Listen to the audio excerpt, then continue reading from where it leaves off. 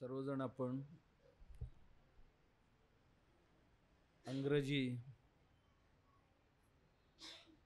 नवीन वर्ष जे असते त्यातलं पहिल्या आठवड्यात निगडी मठात सत्संगासाठी जमत असतो। तसे याही वर्षी जमलेले आहोत। समर्थाने निरूपित केलेले सृष्टीतल्या पृथ्वी वर्णन आपण ऐकत होतो। सृष्टी पंचमहाभूतांचा मिळून होत असते।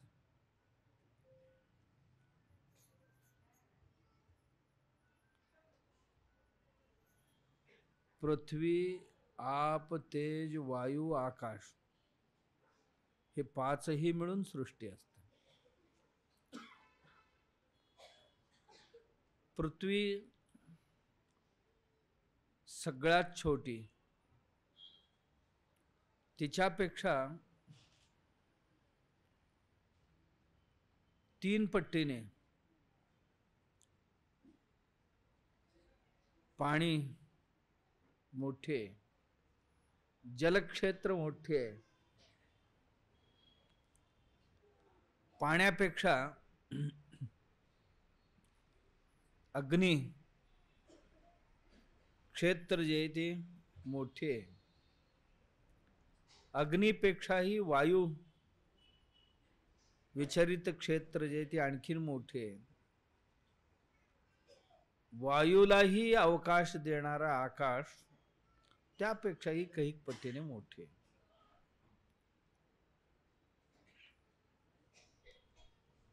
यातल्या काही गोष्टी आमच्या अनुभवाला येतात, काही गोष्टी अनुभवाला येत नाही। आकाश अनुभवता येत नाही लवकर, वायू थोडासा अनुभवाला येतो, कारण त्वचेला त्याचा स्पर्श होतो।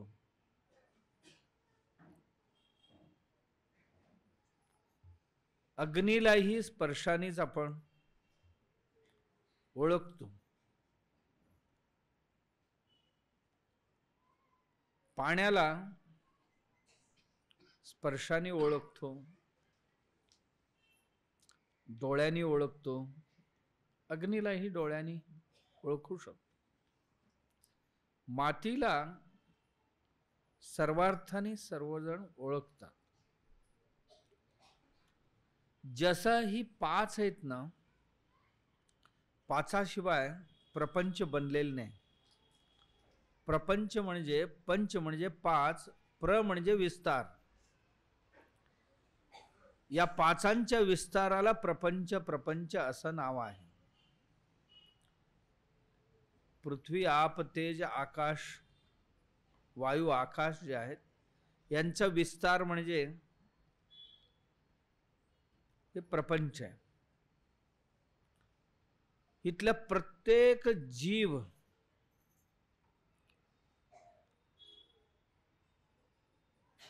त्या जीव जो आहे तो जीव धारण केलेले जितकेही शरीर आहेत, छोटी मोठी जितकेही शरीर आहेत, ते सर्वही या पंचमहाभूतांनीच बनलेले आहेत। प्रत्येक शरीरासाठी या 5 गोष्टी लागतातच। मुंगीसारखा छोटा असू द्या किंवा त्याच्यापेक्षाही छोटा जीव असू द्या, त्याच्याही शरीरासाठी या 5 पदार्थ लागतात। आत्ताच्या जमान्यात हत्तीसारखा जो मोठा प्राणी आहे त्याच्यासाठी सुद्धा हे 5 लागतात। या 5 मध्ये कोणाला आपण श्रेष्ठ म्हणावं आणि कोणाला कनिष्ठ म्हणावं, गात्रात लहान मोठे जरूर असू शकतील, पण कोणाचंही महत्व कमी लेखता येणार नाही अशी आहे। आणि पाचही एकमेकांवर हे डिपेंडंट्स आहेत. पृथ्वी पाण्यावर डिपेंड करते, पाणी अग्नीवर डिपेंड करते, अग्नी हवेवर डिपेंड करते आणि हवा आकाशावर डिपेंड करते. आणि ह्या सगळ्यांचे अस्तित्व सापेक्ष आहे. एक असेल तरच दुसरं असू शकतं आणि एक नसेल तर दुसऱ्याचं अस्तित्व इतकं सोपं नाहीये. छोटे मोठे जितकेही जीवसृष्टी आहे त्या सगळ्यांसाठी ज्या शरीर आहे ते सर्वही या पाचापासून बनले. आपलंही शरीर त्या पाचापासूनच बनलेले आणि त्याही मध्ये हे शरीर जे जन्माला आलं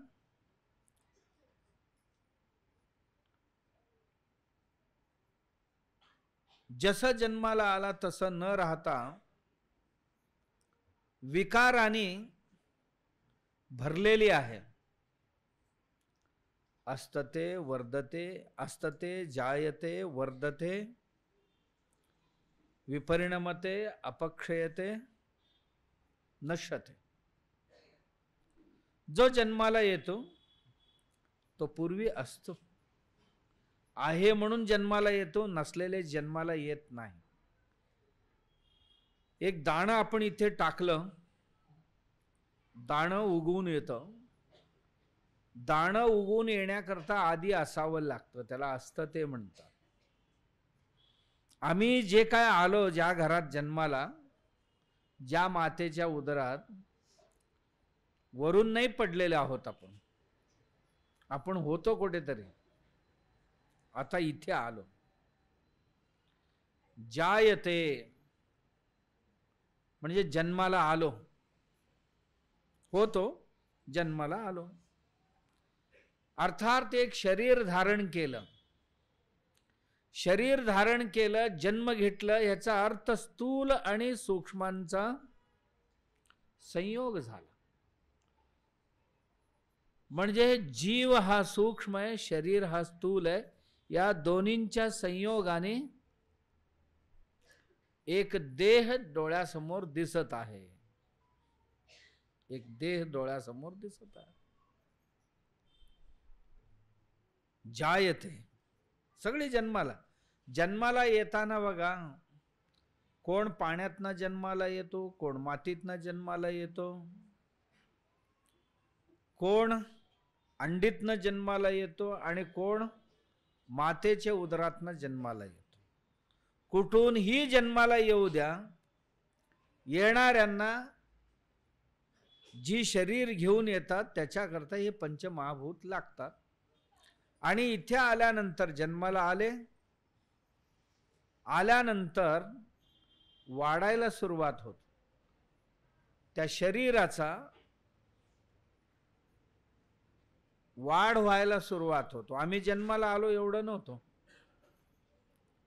आईच्या उदरात आमच्या जन्म जो एक 7-8 दिवस जेव्हा झालेले, किंवा पहिल्या दिवशी जो एग तयार झाला खूप छोटा होता, त्या दिवसापासूनच हळूहळू हळूहळू तो वाढायला लागला.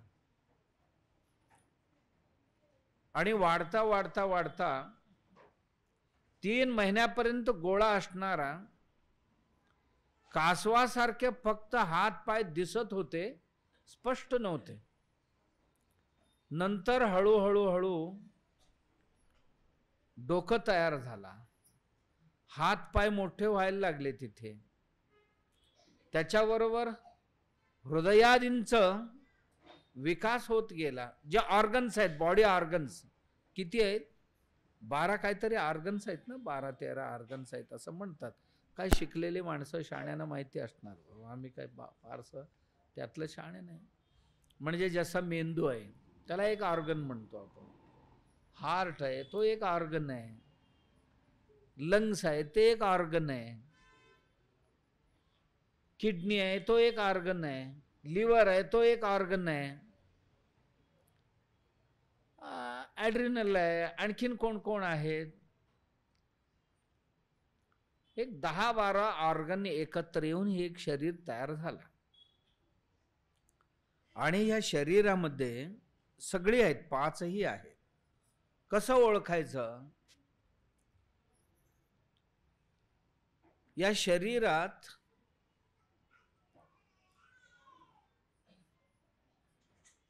वायू, आकाश कुठे राहतो? या शरीरात जिथे जिथे पोकळी आहे ती आकाश आहे. अनुभवाला येत नाही. हा असं समजायचं, काम, क्रोध, शोक, मोह, भय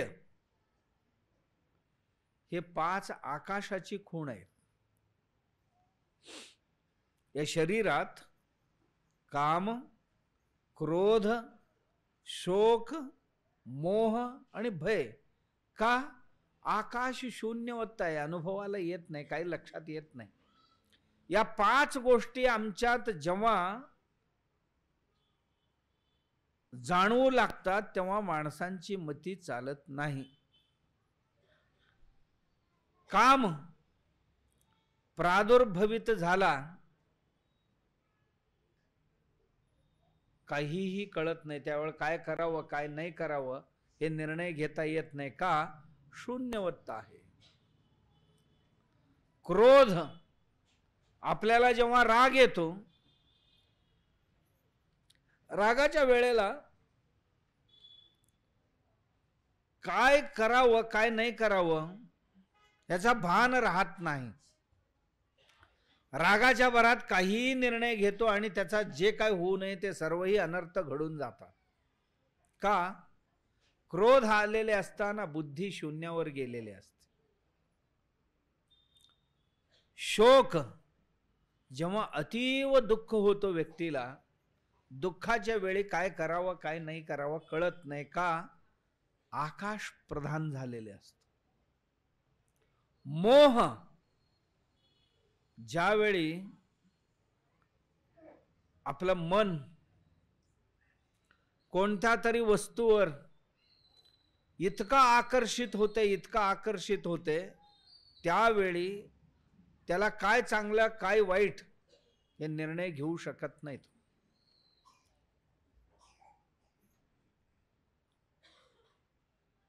आपल्या घरासमोर शेजाऱ्यांचा मुलगा शौच केला, राग येतो आपल्याला,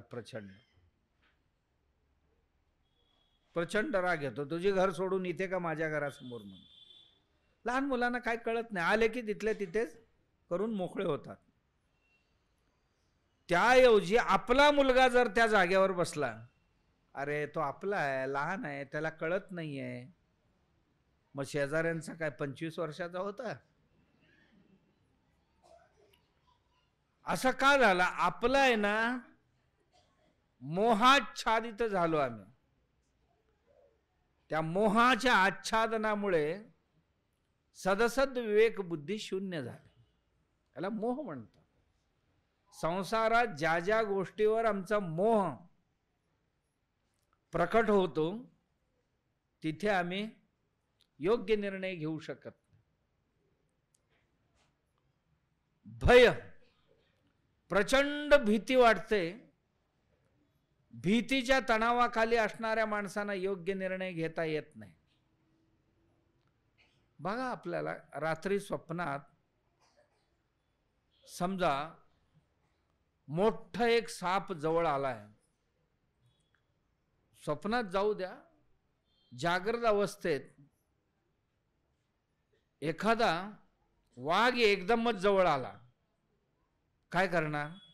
काय नाही, 1 नंबर 2 नंबर एकदमच होणार.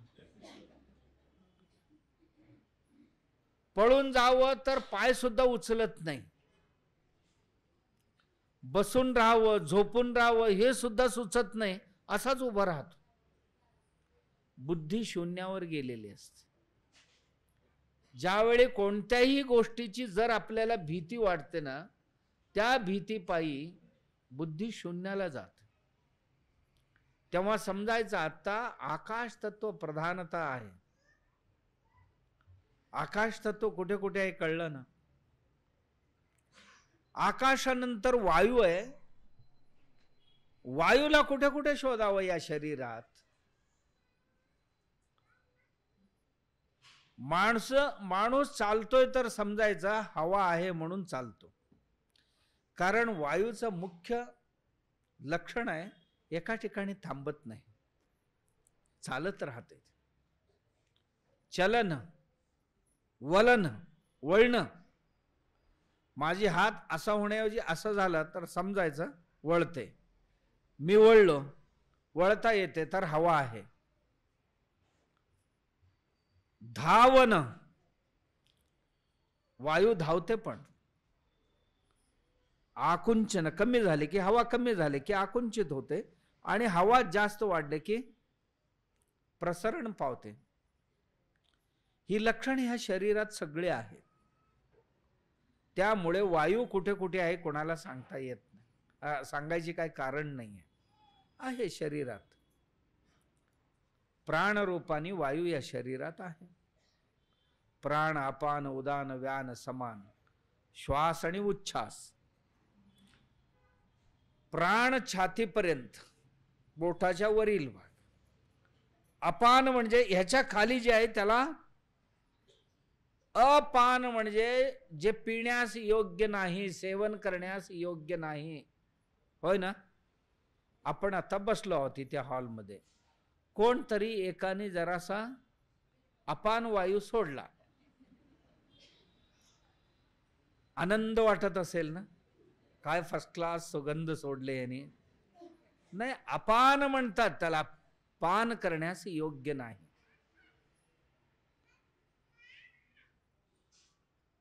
योग्य नाही. कधी अपान वायूमध्ये सुद्धा आमच्याकडे संस्कृत मध्ये एक म्हण आहे, भर्रुम भुर्रुम भयम नास्ति, ठसौ ठुसौ उभय कलहौ, निशब्दम घोर संकटम. म्हणजे धारडूर करून जर सोडला त्याला दुर्गंध नसतो. भयम नास्ते, काय घाबरायचं कारण नाही त्याला. ठुसुक ठुसुक ठुसुक ठुसुक करत जर सोडला, तू सोडलास भांडण सुरू होतो. उभय कलह, ते इतकं भयानक नसते, म्हणजे घाबरायची कारण नाही त्याला. पण तोंड बिंड सगळे आवळून बॉडी आकुंचित करून हळूच सोडला, निशब्दम, आवाज येऊ नये म्हणून काळजी घेऊन एकदम अंग ओढून धरून सावकाश सोडला, निशब्दम घोर संकटम, भयानक संकट उत्पन्न करते. ते बोलू तरी शकत नाही, कोणाला बोलणार काय झालं. म्हणून त्याला अपान वायू असं म्हणतात. हे इथून खाली जे असते ते अपान वायू, इथून जे असते हे प्राणवायू असते. दुसरं एक असतो उदान वायू. ढेकर उचकी करून जे काय अशुद्ध वायू बाहेर टाकायचं म्हणतो, तेही वायूचाच एक प्रकार आहे, उदान वायू म्हणतात. व्यान वायू म्हणजे ह्या सगळ्या जॉईंट्सचं काम नीट नेटकं करण्यासाठी काम करत असते. व्यान वायू बरोबर असेल तर हे ठीक. समान वायू म्हणजे या शरीरातील अंग प्रत्यंगापर्यंत रक्त घेऊन जाणं किंवा प्राणवायू नेऊन पोचवण्याचं जे काम करते ती समान वायू असते. ही वायूचा गुण. माणूस जिवंत आहे की नाही पाहण्याकरता इथे हात लावतात, जरा लागते का बघ. जर आम्ही मूर्छित होऊन पडलेले असो त्यावेळी श्वास उच्छ्वास हे प्रकट होत नसते, त्यावेळी नाडी लागते का, जरासा लागतोय का बघा नाकाजवळ असं म्हणतात. हे वायू आहे आणि आमची मन आहे ना, याचे अधिदैवत वायूच आहे. मन जे आहे का, मन सुद्धा एका ठिकाणी थांबत नाही. वायू जसं चालत राहते तसं, कधी धावते, कधी थांबते, कधी शांत बसते, कधी हिकडी कधी तिकडी, सगळी लक्षण वायूचं त्यात आहे. वायूपासूनच ते तयार झालेले.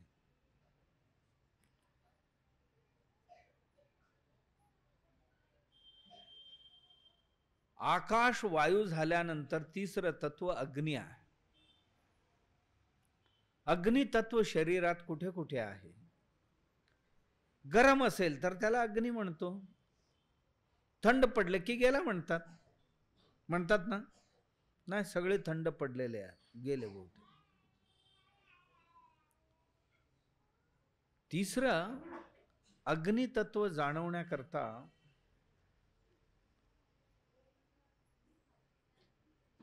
क्षुधा, तृषा, निद्रा, आलस्य, कांती हे तेजाची लक्षण आहे. भूक लागते, अग्नी ज्या प्रजाग्र असेल तर भूक लागते. तहान कधी लागते? गरम असेल तरच तहान लागते ना. गरमी असेल शरीरात तरच भूक लागते. झोप कधी येते? वातावरणात उष्णता असेल तरच झोप लागते. गाडी बघा तुम्ही किंवा खोलीत सगळ्या खिडक्या बंद करायचं, थंड हवा येणं बंद झाले की हळूच जांभया यायला सुरू होतात, आळस येते हळूच, मग हळूच डुलकी यायला सुरू होते आणि त्याच्यानंतर माता निद्रा देवी पूर्णपणे ताब्यात घेऊन टाकते त्या जीवाला. कधी? अग्नीचं गुण आहे निद्रा.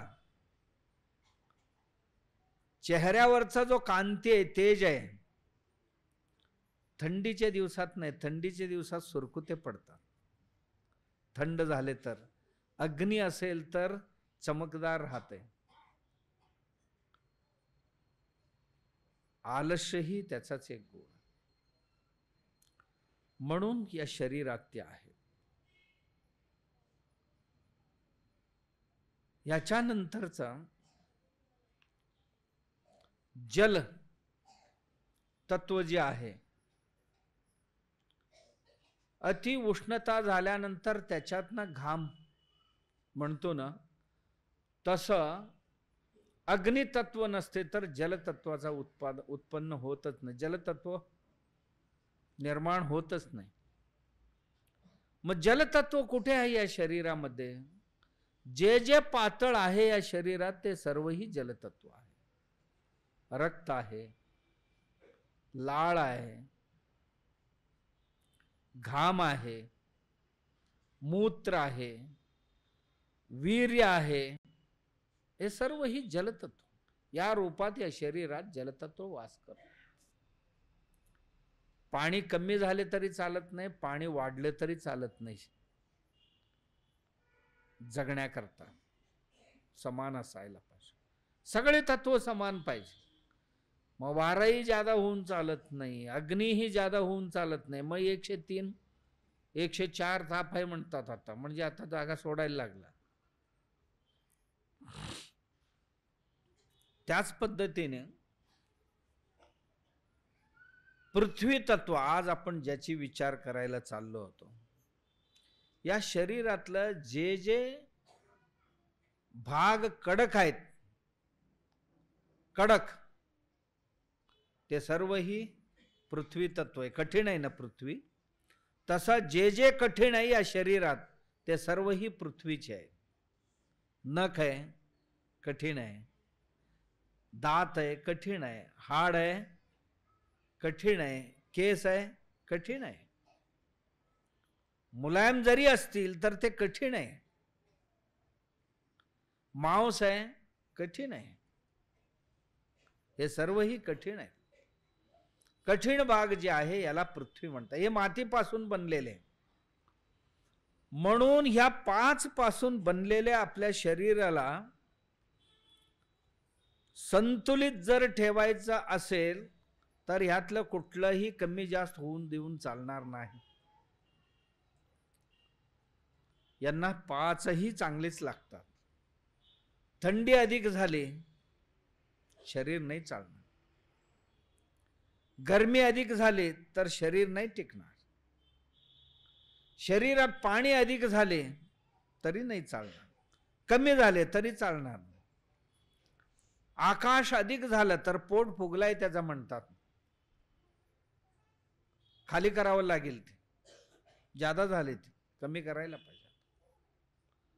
असे हे पंचतत्वांचा हा शरीर जो आहे तो संतुलित राहण्याकरता सर्व तत्व समसमान असायला पाहिजे, विषम होऊन चालत नाही.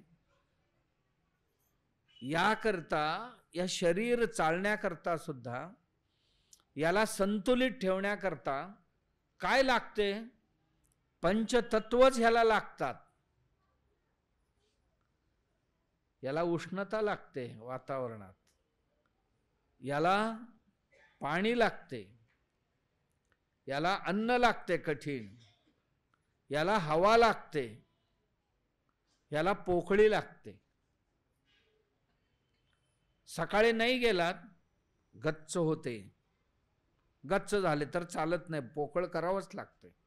आकाश तत्वाला वाव द्यावंच लागतो, खाली करायला पाहिजे. मलमूत्र विसर्जन म्हणजे आकाश तत्वाची रस्ता बंद होऊ न देणं, आकाश तत्वाला वावर करायला सोडणं. की सर्वही तत्व आपापल्या जाग्यावर हे अत्यंत प्रधान आहेत, चांगले, आणि यांचं असंतुलन कधीही शरीरात होऊ द्यायचं नाही. त्याकरता आम्ही काय काय तरी आर्टिफिशियल वापरतो. थंडी वाढली की स्वेटर घेतो का? आमच्या शरीरातली जी ऊर्जा आहे ती ऊर्जा कधी बाहेर थंडी वाढली की आतून गरमी निर्माण करते, बाहेरून गरमी सुरू झाली की आतून हवा पाणी फेकायला सुरुवात करते.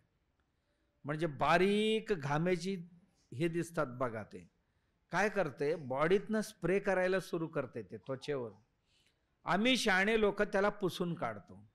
जेव्हा घाम येते उन्हाळ्याच्या दिवसात त्याला पुसायचं नसतं, पुसलं की ते पुन्हा सोडणार. तुम्ही 10 वेळ पुसला तर 10 वेळ पुन्हा घाम येणार का? शरीर त्याच्या रक्षणासाठी ते काम करते. आता ही त्वचेला थंड ठेवले तर वातावरणातली उष्णता आहे त्याला ही सामना करू शकते. त्यामुळे तेव्हा जे घाम येते ते घाम तसेच राहू देणे, राहू दिली तर ही थंडावा निर्माण होते आणि ते याच्यावर बाहेरची उष्णता काय परिणाम करू शकत नाही. आम्हाला जाणीव असून किंवा नसून आम्ही प्रकृतीच्या विरोधात कधी कधी काम करतो. कधी कधी थंडी अधिक झाली, आतमध्ये ऊर्जा गरमी निर्माण करते, आणि ज्यावेळी गरमी निर्माण करण्यास यंत्रणा असमर्थ ठरले की आजारी पडतो. मग त्यावेळी त्याला पुन्हा सपोर्ट देऊन, आर्टिफिशियल सपोर्ट देऊन ते ऊर्जा वाढवावं लागतं. अशा पद्धतीने ही यंत्रणा, तुम्ही आजच्या वैद्यकीय परिभाषेत ह्याला वेगळ्या शब्दांनी बोलू शकणार किंवा बोलू शकाल, पण व्यवस्था हीच आहे, सिस्टम हीच आहे. दर दिवशी ही गाडी चालवण्याकरता पृथ्वी आणि जलतत्व जितके आवश्यक आहेत तसेच इतर तत्वही आवश्यक आहे. रोज पृथ्वीला पृथ्वी लागते. जे जे यातलं कठीण आहे ना, त्या कठीणाला कठीणातनं आलेले सर्व पदार्थ लागतात. या पृथ्वीवर उगवलेले जे जे काय आहेत ते ह्याच्याकरता आहार आहेत, आहार आहे त्याच्याकरता. पृथ्वीतनं उगवलेले जे जे काय आहेत, मग ते कंद असतील, मूळ असतील, भाज्या असतील म्हणजे पर्ण असतील, फळं असतील, फूल असतील, पानं असतील, दाणे असतील, हे सगळे पृथ्वीतनं उगवलेले. पृथ्वी सामान्य नाही आहे. पृथ्वी म्हणजे माती. पृथ्वी म्हणजे माती. तिचा खूप मोठा सन्मान ठेवावा लागतो. पृथ्वीसारखं सर्वही घटक प्रधान आहेत, पण जवळून अनुभवता येण्यासारखा, अनुभवाला येण्यासारखा घटक कुठला असेल आम्हाला लवकर लक्षात येण्यासारखा, ती पृथ्वी आहे. पृथ्वी म्हणजे मातीची कण दिसतात, ज्यामध्ये 95% अधिक रेतीची कण आहेत आणि थोडसा खनिज आहेत आणि थोडासा रसायन आहेत, रस, आणि थोडासा जैविक घटक, छोटी छोटी छोटी छोटी जीव त्याच्यात पडलेले आहेत. हे सगळे मिळून माती म्हणतो. कुठलाही घ्या तुम्ही, मातीमध्ये हे घटक आहेत. भौतिक घटक आहेत, जैविक घटक आहेत आणि रासायनिक घटक आहेत. आणि जगात जेवढी पृथ्वी माती आहे ना, त्यातल्या आमच्या भारतीयांच्या वाट्याला किती माती आलेली माहिती? जागा, एकूण जी जागा आहे त्यातलं 2.42% जमीन भारताकडे. आमची जनसंख्या आहे 150 कोटी. जगात 1 नंबरला आपणच आहोत. आता चीन मागे पडला. 150 कोटी लोकसंख्या, एकूणच 800 कोटी, 800-850 कोटीच्या आसपास पृथ्वीची लोकसंख्या आहे. त्याच्यात आमच्या वाटणीला फक्त 2.42% जमीन आहे. म्हणजे 32,88,000 स्क्वेअर किलोमीटर मातीचा जो प्रदेश आहे, दगड मातीचा प्रदेश, तो आमच्या वाटण्याला आलेला आहे. इतकं सुंदर आहे मातीचं कार्य. मगाशी समर्थाने लिहिलेले आपण ध्यान देऊन ऐकलेले असणार. चालतो तिच्यावर, तोडतो तिला, मोडतो तिला, आणि सर्व जे काय पडते तिच्यावरच पडते. दगड पडला तरी तिच्यावर, पाऊल पडला तरी तिच्यावर, कुठली वस्तू पडले तरी तिच्यावरच पडतात. आपण एकदा अनुभव घ्यावा, खाली झोपावा आणि जे काय पडेल ते आपल्या अंगावर पडलं तर कसं लागते. कोणी काही मारला, कोणी काही सोडला तर पडणार कोणावर? तिच्यावरच पडते. आणि हे सर्वही ती सहन करते, म्हणून तिला धरित्री म्हणतात. क्षमया धरित्री, सगळ्यांना क्षमा करते. हे सस्य संपत्ती सगळी तिच्यावर उभा आहे. सगळ्यांचा भार तिच्यावर आहे. छोट्याशा गवतापासून मोठमोठ्या वडाच्या झाडापर्यंत सगळे वृक्ष तिच्यावर उभे आहे. पाणी सगळी तिच्यावरनं चालते. पाला पाचोळा जे काय पडते सगळी तिच्याच डोक्यावर पडते. ते सगळी घेऊन जे वेस्ट पडलेले आहे त्याला वेल्थ करून देण्याचं काम तीच करते. धरित्री वेस्ट पडलेले सर्व त्याला वेल्थ बनवून देते तिनं. म्हणून तिला आणखीन एक नाव आहे पृथ्वीला, वसुंधरा. सर्व वसूंना धारण करणारी. जसं एक धागा सगळ्या मणींना धारण केलेले आहे, करते की नाही? आतमध्ये एक धागा आहे, तिच्यात ओवलेले सगळे मणी जे आहेत त्यांना धारण केलेले आहे तिने. त्या धाग्यामुळे हे सगळे व्यवस्थित धारण केले गेलेले. तसे आम्ही जे बसलेले आहोत ना, आम्हाला सगळ्यांना धारण करणारे एक तत्व आहे, त्याला आत्मतत्व म्हणतात. तो आम्हाला धारण केलेले. धरित्री जी आहे ना, तिने सर्व वसूंना धारण केलेले. वसुंधरा, वसूला जिनं धारण केलेले आहे तिचं नाव वसुंधरा आहे. वसू म्हणजे काय? वसू म्हणजे संपदा, संपत्ती. कुठली कुठली संपत्ती? जल ही एक संपदा आहे, तिच्यावरच आहे. वृक्ष ही संपदा आहे, लाकूड ही संपत्ती आहे ना, ते तिनंच धारण केलेली आहे. सगळ्या प्रकारची जेवढी सस्य संपत्ती आहे सर्व तिनंच धारण केलेली आहे. जितक्या प्रकारची खनिज आहेत, तांबा तिच्याच पोटातनं आलेले, जस्त तिच्याच पोटातनं आलेले आहे, सिलिका तिच्याच पोटातनं आलेले आहे, लोह तिच्याच पोटातनं आलेले आहे, काश्य तिच्याच पोटातनं आलेले, चांदी, सोनं, ॲल्युमिनियम असेल, मॅंगनीज असेल, जेवढ्या प्रकारची खनिज आहेत या सगळ्यांना धारण कोण केलेले? या सगळ्या वसूंना धारण वसुंधरेनीच केलेले.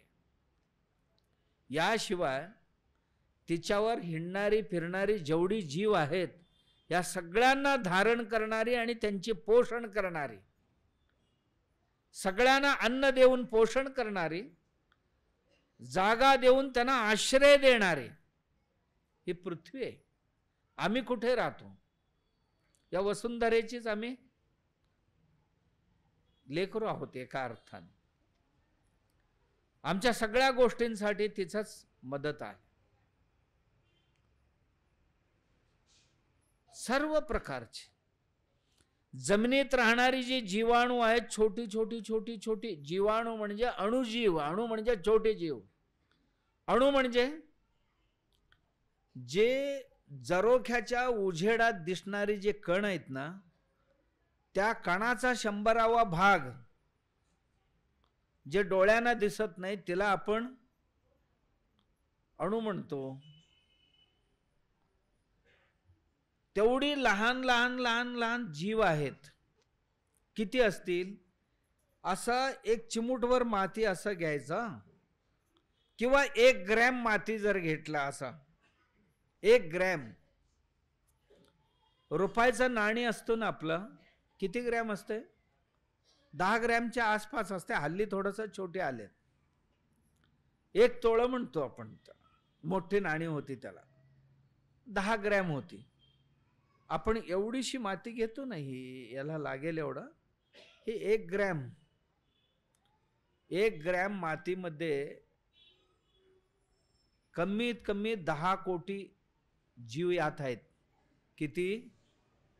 10 कोटी असतील तर तिला माती म्हणावं, नसेल तर ती रेती होणार. सजीव नाही आहे ती माती, सजीव नाही आहे. मातीमध्ये जितकं सजीव आहेत म्हणजे छोटी छोटी छोटी छोटी बॅक्टेरिया, अणुजीव आहेत. त्या अणुजीव, त्यात 2 प्रकारचे अणुजीव, सवातीय अणुजीव, सवातीय जीव आणि अवातीय जीव. आणि जे ऑक्सिजन घेऊन 24 तास जागे असतात आणि काम करतात ते सवातीय आहे.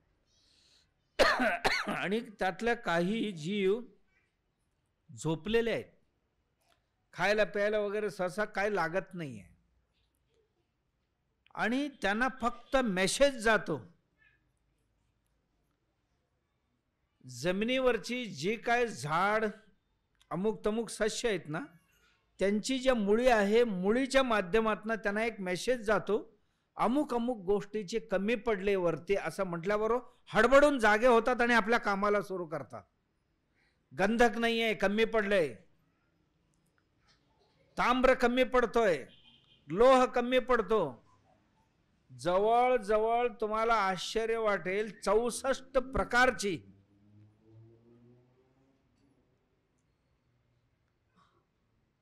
खनिज निर्माण करणारे हजारो प्रकारची जीवाणू तिथे काम करतात. त्या वरच्या पिकाला रोग आले की त्याच्या विरोधात औषध तयार करणारी जीवाणू जमिनीत आहे. त्याला कोणतरी शत्रू आला, त्या शत्रूला नियंत्रित करणारी जीवाणू खाली काम करतात. हे आमच्या डोळ्यांच्या पडद्याआड या सृष्टीमध्ये हे सर्वही चालू असते. कधी आम्ही विचार केले मातीत असं असते? आम्हाला एवढंच कळते माती पडलेले त्याला तोडवायचं असते, बडवायचं असते, तिच्यात काहीतरी टाकायचं असते, उगवून घ्यायचं असते, एवढंच माहिती आहे आम्हाला. ही सगळे काम करणारी कोण आहेत? हे सर्व जीव आहेत. छोटी छोटी छोटी छोटी जीव आहेत, खूप छोटी जीव आहेत. जसं मातीत आहे ना तसं इथेही मांसपेशीमध्ये तेवढ्याच प्रमाणात जीव आहेत आणि ती इतकी नाजूक आहेत. मी एक जर तुम्हाला कठोर शब्द वापरल्याबरोबर भीतीने मरतात सुद्धा. ते मेल्याबरोबर चेहरा काळवंटतो. काळवंटतो का? ते मेले आणि नवीन जन्माला आले नाही. जोपर्यंत मनोबल वाढत नाही आणि ती भीती किंवा ती ही पचवू शकलो नाही तोपर्यंत चेहरा काय पूर्वपदावर येत नाही. का? तिथे नवीन जीवाणूंची उत्पत्ती थांबून जात. माती आहे ना तिथेही, ती माती ही काम करत असते. याच जमिनीवर रस्ते आहेत, याच जमिनीवर धरणं आहेत, याच जमिनीवर सगळ्या नद्या आहेत, याच जमिनीवर सर्व गोष्टींची धावपळ आहे आणि हे सर्वही सहन करते ही धरित्री माती. मातीचा गुणधर्म आहे, गुणधर्म आहे. आपल्या मुलांना श्लोक शिकवतात होय ना. समुद्रवसने देवी पर्वतस्तन मंडले विष्णुपत्ने नमस्तुभ्यं पादस्पर्शम क्षमस्व मे. हिला विष्णुपत्नी मानतात. समुद्रवसने, हे माते समुद्रच तुझी वस्त्र आहे. तुझ्या भोवतीनी समुद्र आहे, मातीच्या भोवतीनी समुद्र आहे, म्हणून ते समुद्रच तुझी वस्त्र आहे. वसन म्हणजे वस्त्र. पर्वतस्तनमंडले, हे माते तुझी स्तन म्हणजे इथली पर्वत, तिथल्या वाहून येणारी जे काय जलधारा आहेत हीच आमची अमृत आहेत. विष्णुपत्ने, हे विष्णुपत्नी तुझी स्तनपान करत असताना माझी पाय असं असं आपटत असतात तुझ्यावर. आई बाळाला दूध पाजत असताना दोन्ही पाय असं आपटत असते, तसं माझी पाय तुला लागतात दिवसभर. पादस्पर्शम क्षमस्व मे, माझी पाय तुझ्यावर पडले मला माफ कर, असं झोपताना उठताना म्हणायचं असतो. ही मंत्र शिकवतात आमच्या माताजी, शिकवतात मुलांना तिथे शिबिरात वगैरे. सकाळी उठल्यावर काय म्हणावं, कराग्रे वसतिर्लक्ष्मी, असं काहीतरी शिकवताना. करमध्ये सरस्वती, करमूले तू प्रभाते कर दर्शन. याच्यात सामर्थ्य आहे, याच्यातच सर्व काही आहे. यांचा वापर कर आणि कंजूशी करू नको वापर करण्यामध्ये, नाहीतर दरिद्र होशील. दारिद्र्याने दुःख प्राप्ती होईल, दुःखाने पुन्हा दारिद्र्य येईल, पुनर्दारिद्र्य पुनर्दुःख हे चक्र सुरू होईल. म्हणून ह्यांना मोकळे ठेवू नको. असं सुंदर सुंदर गोष्टी शिकवतात ह्या धरित्री संबंधात. आणि सर्व जन्माला येणार इथून, आणि सर्व ही गेल्यानंतर सगळ्यांना सामावून घेणार कोण? माती. सगळ्यांना सामावून घेते. जर मातीने झिडकारलं, एक म्हण आहे, सर्वजण गेले मेले तर त्यांना टाकतात कुठे? मातीत. जर माती मेली तर कुठे ठेवायचं, काय होणार? माती मरणं म्हणजे मातीतलं जीवाणू संपणं म्हणजे माती मरणं. सर्व जीव मेले तर त्यांना आश्रय देते माती आणि त्यांना पुनर्जीवित करते. ते माती आहे ना, आपल्यात पडलेले मेलेल्या सगळ्या गोष्टींना पुन्हा जीवनदान देते. पालापाचोळा मेलेले आहेत, हे पडले की त्यांना खत करून त्यातनं पुन्हा जीवसृष्टी निर्माण करते. आणि जर मातीच मेली तर काय होणार? आम्ही माती मारण्याचीच काम करतो ना आता सगळेजण. सर्व प्रकारचे विषप्रयोग जे मातीवर करतो, रासायनिक खाद पेरतो, त्याच्यात टाकतो माती, त्या पिकाला जे रसायन शिंपडतो तणनाशक म्हणून, कीटनाशक म्हणून, मातीला मारण्याचीच काम करतो. मातीतले जीवाणू संपवण्याचं काम करतो. आणि त्या मातीत पडते. मातीत पडल्यानंतर त्या मातीत विष गोळा व्हायला सुरू होते. हळूहळू पाऊस पडले की विष खाली उतरते आणि वाहत्या पाण्याबरोबर येऊन जलस्रोतात मिसळते आणि जलस्रोतातून पुन्हा आपल्या घरात नळाच्या माध्यमातून घरी येते आणि आम्ही टाकलेले विष पुन्हा आमच्याच घरी आम्हाला प्यायला मिळते. मग म्युन्सिपाल्टीवाले काय करतात? पाणी शुद्ध करतो म्हणून त्याच्यात काय टाकतात? क्लोरीन ना, क्लोरिनेशन करतात. क्लोरीन कशासाठी वापरतात तुम्हाला माहिती आहे ना? ऑपरेशन थिएटर मध्ये भूल देण्याकरता, म्हणजे माणसाला जिवंत असताना मेल्यासारखं करण्यासाठी त्याचा वापर करतात, होय ना?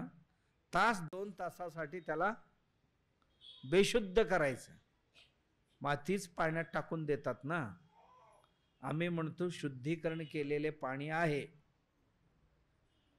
किती दिवस जगणार आम्ही ती पाणी पिऊ? आणि पुन्हा दुसरं आरो वॉटर म्हणायचे, त्यातल्या सगळी खनिजे काढून रस्त्यावर फेकून द्यायचं आणि डिस्टिल वॉटर सारखं जे काय वाचते ती आपण आणून प्यायचं. सगळ्यांना त्यांनाच बरं वाटतं, त्यांनाच बरं वाटतं. नैसर्गिक पाणी कोणाला पचवता येत नाही आता, कारण ते शुद्धही नाहीये आणि पचवण्या इतके कोणाच्या शरीरात ताकदही नाहीये. माती अशुद्ध केले की माती 1 फूट बाय 1 फूट आणि खोलीला 1 फूट, 1 घनफूट म्हणतो आपण. 1 घनफूट मध्ये 30-32 लिटर पाणी पकडून ठेवण्याची क्षमता असेल तर तिला माती म्हणावं. आता 10 लिटर सुद्धा पाणी त्यात बसत नाही, असं टाकल्याबरोबर वाहून जायला सुरुवात होते. भुसभुशीतपणा त्यातलं गेले. कॉफी किंवा ह्याच्या पावडर सारखे सुटसुटीत असं मातीचे कण असायला पाहिजे. आमची मातीचे कण कसे झालेत आता? वाळूच्या कणासारखे झाले. असं टाकले, गेले वाहून, गेले वाहून. आणि ह्या मातीत जे जे काय अन्नद्रव्य आहेत ते सर्वही आपल्या आहारात येणार आहे, त्यांना आपण सगळे संपून टाक. वसुंधरेची काळजी घ्यायला पाहिजे आपण. वसुंधरेला विष पाजतोय, गटरीचे पाणी सगळे तिथेच जाते. आमची वेस्ट वॉटर जे आहे ना, वेस्ट वॉटर मध्ये काय काय असते तुम्हाला माहिती आहे?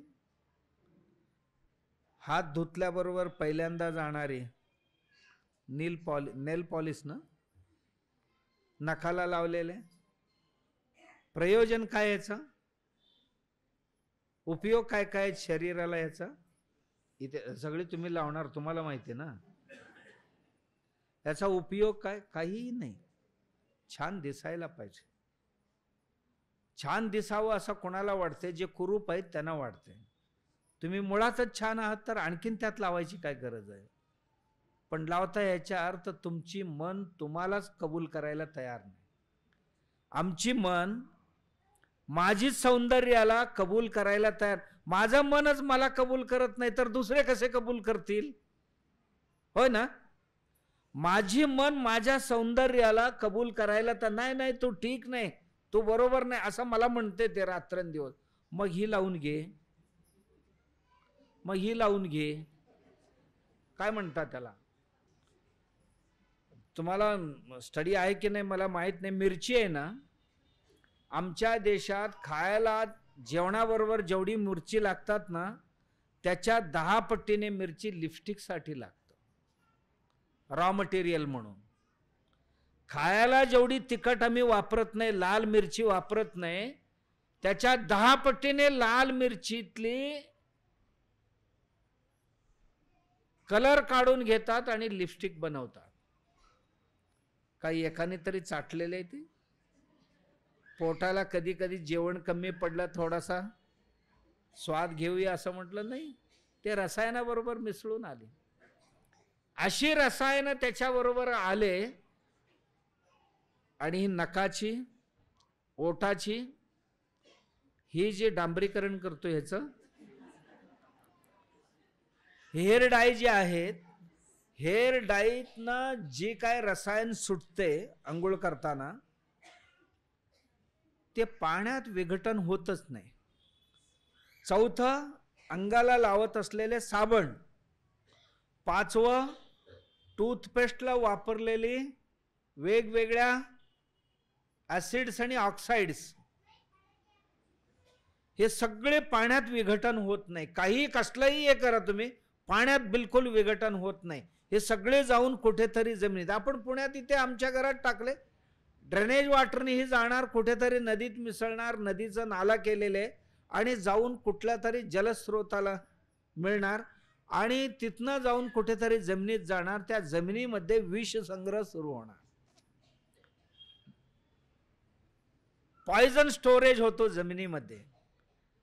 का? आम्हाला ही धरित्रीला, आणि आम्ही काय म्हणतो, हे माते, तिला आई म्हणतात. आमच्या ऋग्वेदात म्हटलेले आहे, पुत्रोहम पृथिव्याम, मी धरित्रीचा मुलगा आहे. अहम पुत्र, पुत्रोहम पृथिव्याम, मी या पृथ्वीचा पुत्र आहे, पुत्री आहे असं आम्ही म्हणून घेतो. आई म्हणायचं तिला आणि प्लास्टिक सगळी तिच्यावरच टाकायचं. आई म्हणायचं, सगळे रसायन तिला पाजायचं.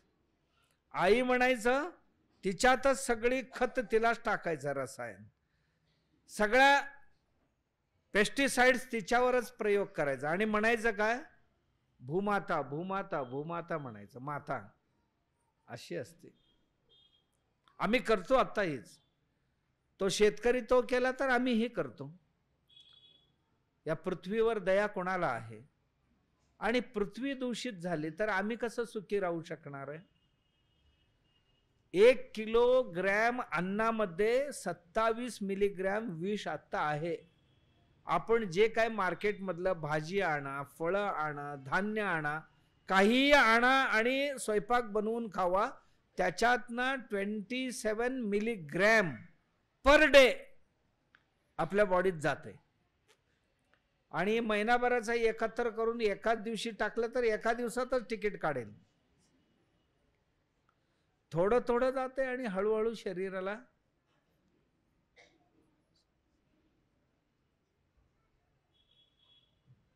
व्यसन लागते.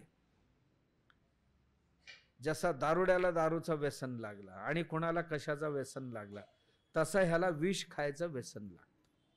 आणि नंतर बघा, आम्ही जेव्हा लहान होतो तेव्हा 50 mg ची अँटीबायोटिक देत होते. हां, सगळ्यात मोठं म्हणजे खूप मोठा आजार झाले तर 50 मिलीग्रॅमची.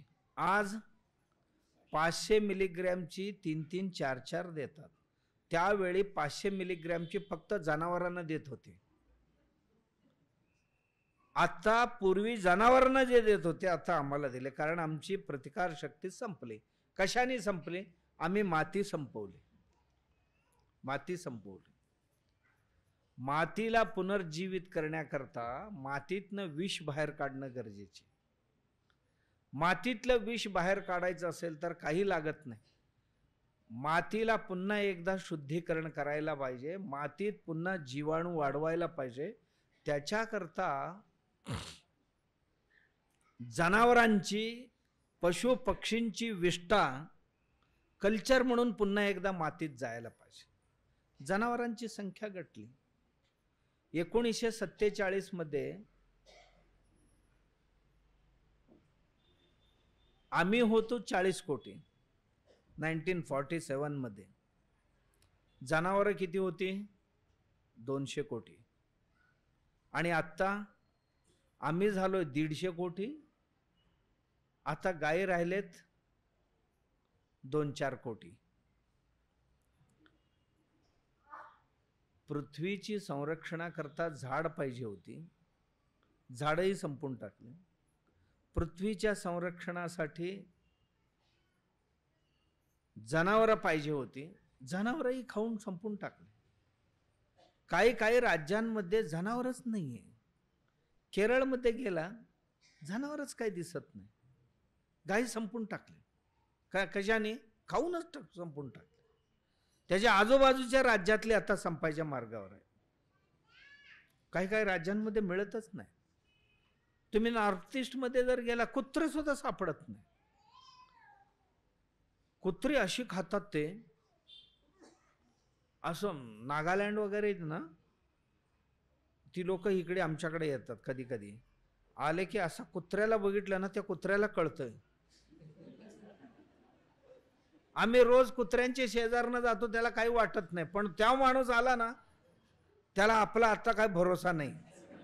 आता बघितलंय म्हणजे ही लोक झोपले की आता आपल्याला नेल आणि सकाळपर्यंत संपून टाकेल. काही सोडत नाही आम्ही. कसं ही वसुंधरा सुरक्षित राहणार? आणि पृथ्वी सुरक्षित राहिली तर आम्ही सुखाने जगू शकतो. मी काय आज आपल्याला आत्मा परमात्मा काही सांगत नाही. या मातीतलं एक एक जीवाणू जे आहे तेही परमात्म्यानेच भरलेले आहे. अणोरणीयान महत्तो महीयान. अणुपेक्षाही अणु, मोठ्यापेक्षाही मोठा होऊन तो परमात्मा आहे. मग त्या मातीतलं अणु मारणं, मातीतल्या जीवाचा हत्या करणं असं होत नाही का? मग आपण जे भूत देखिजे ते मानिजे भगवंत, हे माझा भक्तियोग निश्चित जाण उद्धवा. भागवतातलं उपदेश जे आहे उद्धवासाठी कृष्ण परमात्म्याचा, जे छोटी छोटी जीवकण आहेत हे सुद्धा मीच आहे. जे भूत देखिजे ते मानिजे भगवंत. आमची दृष्टी तसं नको का व्हायला? आम्ही फक्त मोठ्यानंच मानणार का? आमची दृष्टी बारीक नाजूक होणं गरजेचे आहे. हत्ती प्राणी मोठे असेल पण डोळे खूप नाजूक असतात, तिचे सूक्ष्म असतात, तिची दृष्टी खूप सूक्ष्म असते. आमची दृष्टी इतकं नाजूक बनायला पाहिजे, ही वरची नाही याच्या पाठीमागची दिसायला पाहिजे. ज्यांची दृष्टी स्थूल आहे, जाऊन हे भिंतीपर्यंत जाते, भिंतीच्या मागे ही दृष्टी गेली पाहिजे. हे शरीर म्हणजे एक भिंत आहे, या भिंतीच्या मागे म्हणजे आतमध्ये आत्मा आहे, त्या आत्म्यापर्यंत आमचं मन गेला पाहिजे. जातोय का बघा? आता आमचं गेले की धडकून तिथूनच येते. मग स्वरूप कुरूप निर्णय करून हवं नको याचा डिसिजन करून निघाले परत. नाही, आतमधील आत्मा ना पुरुष आहे ना स्त्री आहे. दाढ्या मिशा आले तर त्याला पुरुष म्हणतात, आणि स्तनकेस वाढले तर तिला महिला म्हणतात.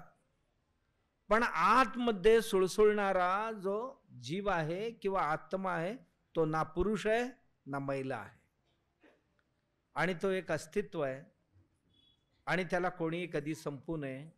आपण आपल्या अस्तित्वावर जेवढा प्रेम करतो तेवढा अन्यांच्या अस्तित्वावर सुद्धा प्रेम करायला पाहिजे. हीच अध्यात्म आहे. याच्या व्यतिरिक्त अध्यात्मात काय आहे सांगा बघू? मग तो ज्ञानमार्ग असेल, भक्तिमार्ग असेल, कर्ममार्ग असेल, कुठलाही असेल, अध्यात्मात ह्याच्यापेक्षा वेगळं काय आहे? आम्हाला या पंचमहाभूतांची संतुलन करता नाही आले तर हे संपून जातील. हे संपून गेले तर आम्ही काय राहणार आहोत? नाही राहू शकणार आहोत. हे प्रदूषित झाले की आमच्यावर परिणाम होतो. यांची क्षरण झाले की हळूहळू आम्ही अभावाचा भाव अनुभवायला सुरुवात करतो. म्हणून गरज आहे संतुलन राखण्याचं, परस्परांवर प्रेम करण्याचं. अत्र सर्वे सुखिनः सन्तु सर्वे सन्तु निरामयाः सर्वे भद्राणि पश्यन्तु मा कश्चित् दुःखभाग् भवेत्. इथे सर्वांना चांगलं पाहायला मिळू दे, सर्वांना चांगलं ऐकायला मिळू दे, सर्वांची भावना पवित्र असू द्या, कोणाच्याही मनामध्ये द्वेष मत्सर नको. देवा कोणालाही रोगराई देऊ नको, कोणाबद्दलही मत्सर नको कोणाला. सर्वांच्या मनात मांगल्य वास्तव्याला राहू दे, सगळेजण सुखी राहू दे, सगळेजण आनंदी राहू द्या. ही आमची वैश्विक प्रार्थना आहे. प्रार्थना आहे सर्व लोक सुखाने नांदू द्या, जीव सर्वही सुखी राहू द्या, कोणी असू द्या. एकमेकांवर कोणाचाही अन्याय आक्रमण नकोय, ही आमची नेहमीची प्रार्थना अध्यात्मात. केवळ प्रार्थना तोंडाने म्हणून होत नाही ना, आचरणाने पण असायला पाहिजे. आम्ही घरात सुद्धा असं वागतोय का कधी? नाहीये. पटकन काहीतरी आणतो, सगळ्यांना संपूनच टाकतो. आम्ही काय करतो? दुसऱ्यांना मारायला बघतो, आम्ही दुसऱ्यांना पळवायला पाहिजे. आम्हाला इष्ट नाही ना, ते जातील कसं ह्याची, त्यांना विश्व मोठं आहे, बाहेर जातील, कुठेतरी जगतील. आम्ही ताबडतोब त्यांच्यावर असा अस्त्र प्रयोग करतो, खाला संपूनच जातील. असं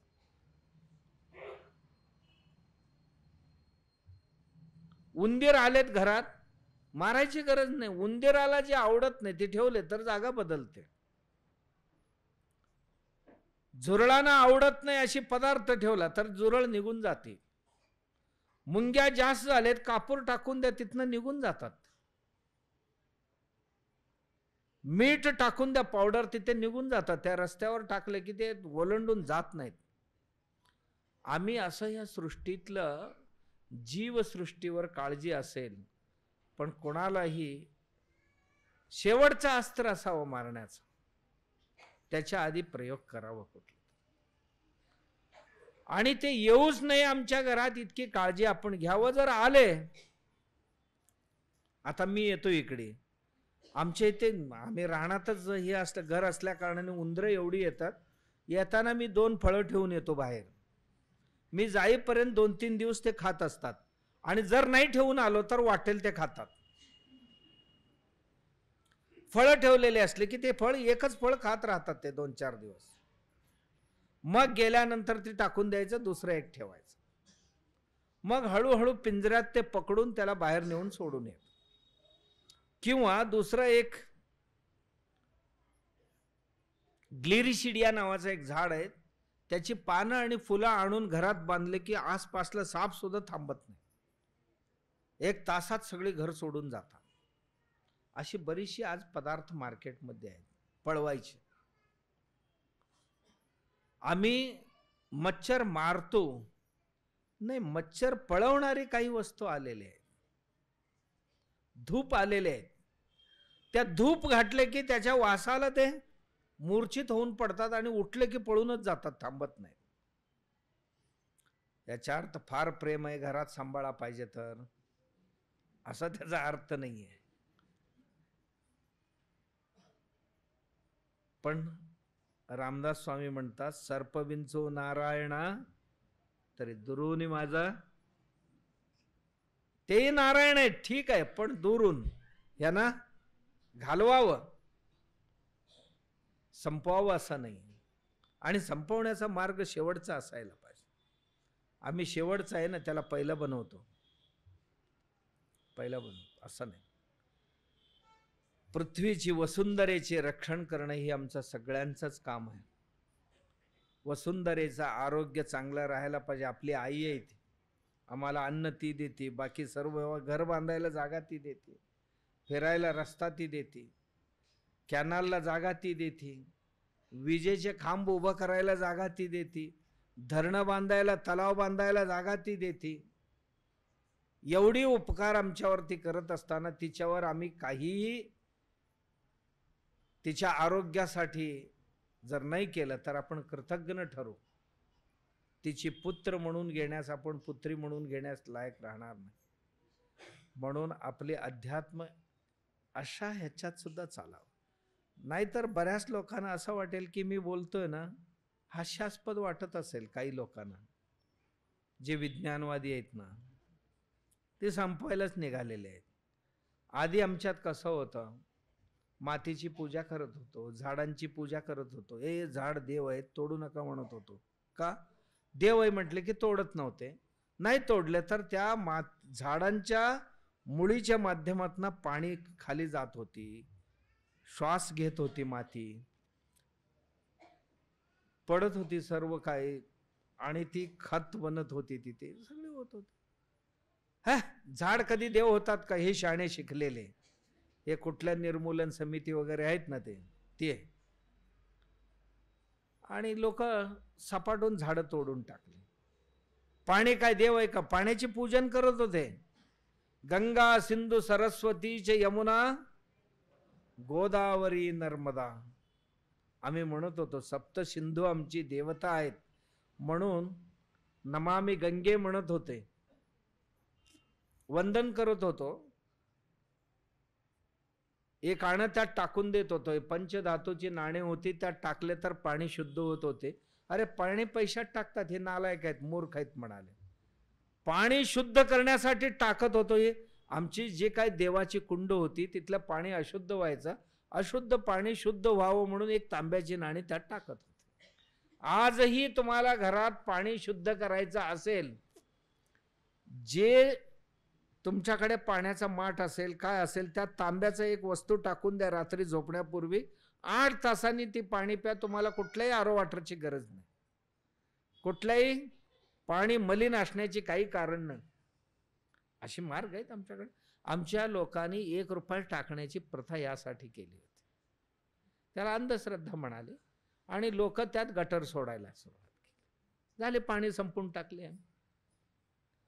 मातीला धरित्री म्हणून पूजा करत होता. अरे माती दगड कधी देव होतात का म्हणाले, आणि संपून टाकले. विकून आता फोडून तोडून सगळे संपून टाकले माणसाने. आमची सायन्स जी होती ना सगळी धर्मात बसवलेली होती, आणि त्याचा खाडाखोड जो सुरू झाला त्यातनं नाश झाला पृथ्वीचा. पुन्हा एकदा आम्हाला गरज आहे, आमचं धर्मशास्त्र समजणं, धर्मातलं विज्ञान समजणं गरजेचे आहे. आत्मा म्हणून सांगण्याचं कारण काय आहे तर आमच्या अस्तित्वासाठी त्यांचा सहअस्तित्ववाद म्हणतात त्याला. आम्ही एकमेकांवर अवलंबून आहोत, याला सहअस्तित्ववाद म्हणतात. ते असेल तरच मी असणार आहे, त्याचं अस्तित्व गरजेचे आहे. ती संपले तर मी संपणार आहे उद्या.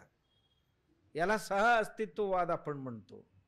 आणि त्या सहअस्तित्ववादाने आम्ही जीवन जगायला शिकायला पाहिजे. तर आपण या निसर्गाबरोबर न्यायाने, धर्माने, प्रेमाने वागूया. ती वागण्याची बुद्धी शक्ती सद्गुरू भगवंत आम्हा सर्वांना देवो. गुरुचरणी प्रार्थना. राजाधिराज.